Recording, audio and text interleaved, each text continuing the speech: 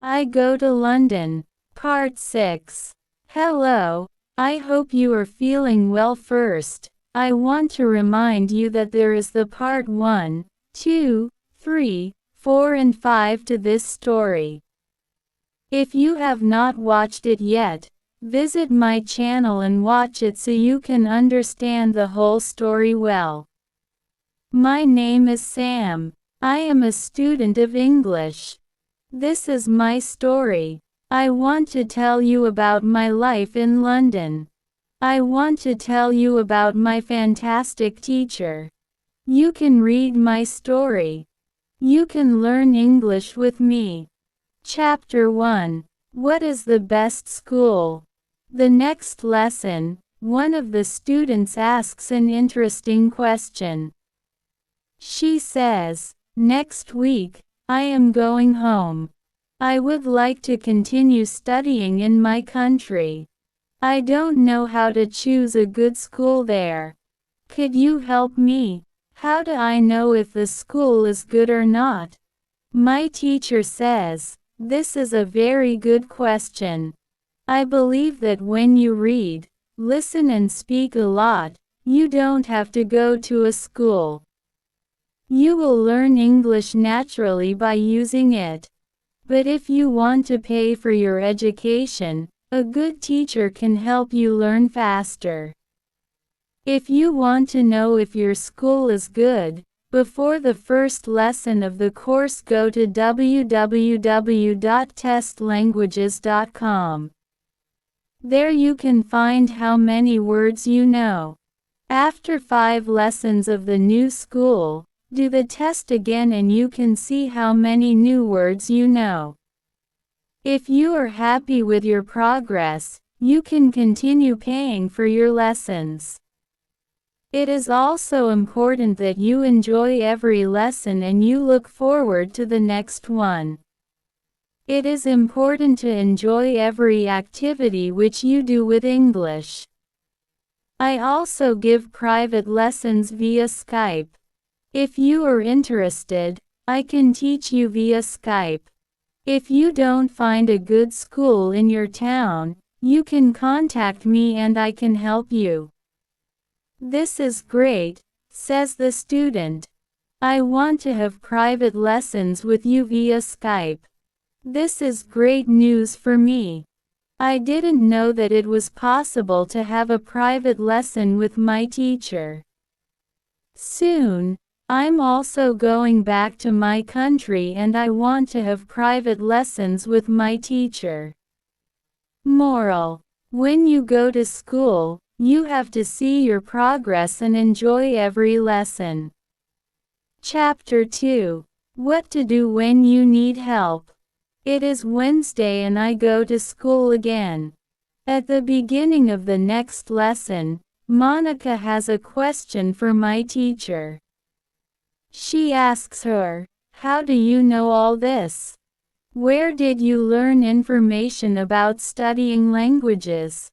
Our teacher says, "There are many ways how I get information about learning languages. The first way is through experience.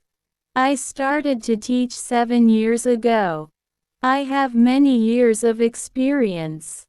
When I teach you, I observe what works and what doesn't work and then I use only things which help. I also study materials about learning languages on the internet.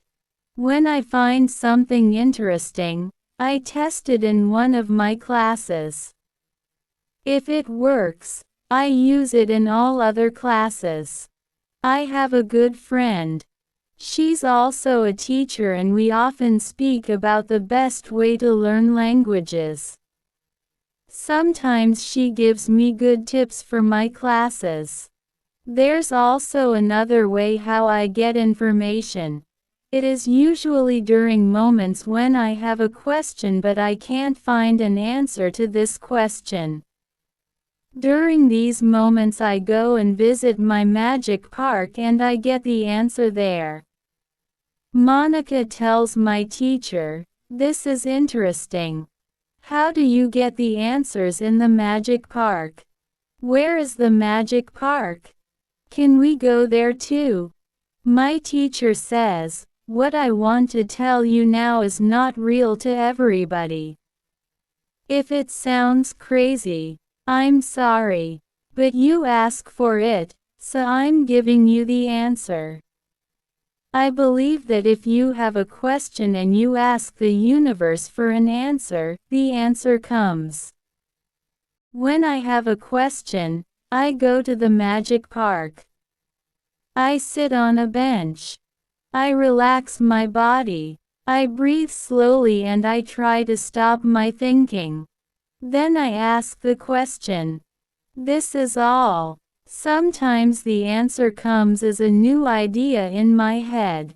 Sometimes somebody who I meet later tells me something which helps me get the answer. Sometimes I watch an interesting video on the internet and I find the answer there. Sometimes the answers come the next day in the morning when I wake up. What is interesting is the fact that the answers usually come. I am very happy when they come. As I said, you don't have to believe what I am telling you, but this is what I do and how it works for me. My teacher's words are very interesting for me. I didn't know that people can ask the universe for answers. Maybe in the future, when I have some interesting questions, I can go to the park and also ask for an answer. Moral: when you have a problem with something, ask for help.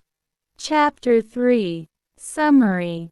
The next day, one girl asks our teacher an interesting question.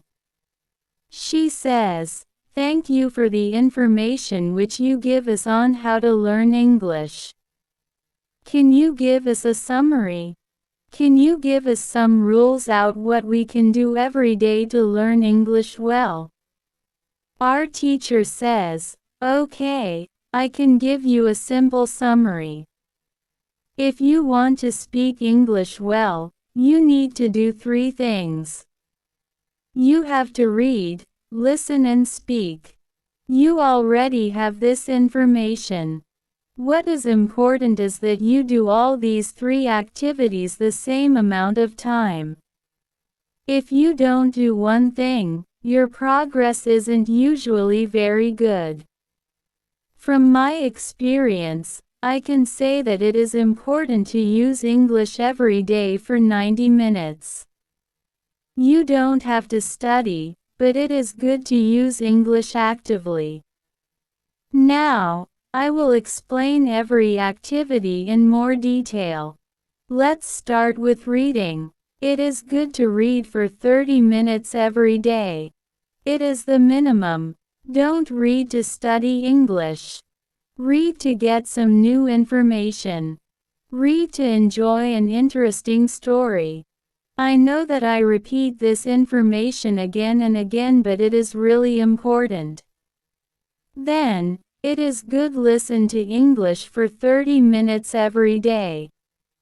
It is good to start to listen to simple audiobooks or news first. Then you can go to a higher and higher level of books and news. When you know 2,000 words, you can start watching films and videos on the internet. Then, there is speaking. You already know how important it is to speak when you study English. It is important to speak for 30 minutes every day. Of course, the best is to speak to real people. It can be your teacher, your colleagues or friends. Try to find somebody who is at your level of English or a little better and speak with this person. But if you have nobody to speak to, with shadowing and thinking aloud, you can also get a lot of speaking practice every day. I use these techniques very often when I learn Spanish.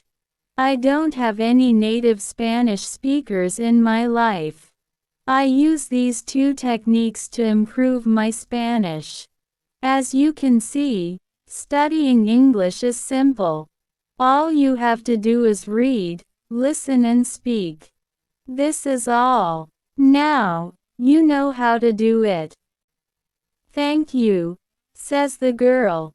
This is great information. You are the best. I am also very happy that the girl asked this question. It is my last day at school and I needed some summary about what I can do.